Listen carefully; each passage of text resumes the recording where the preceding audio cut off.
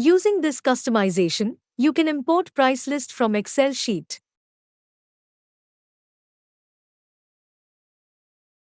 From Gateway of Tally, click on Price List Import, select Excel file path and select Excel file name. Your price list will import successfully.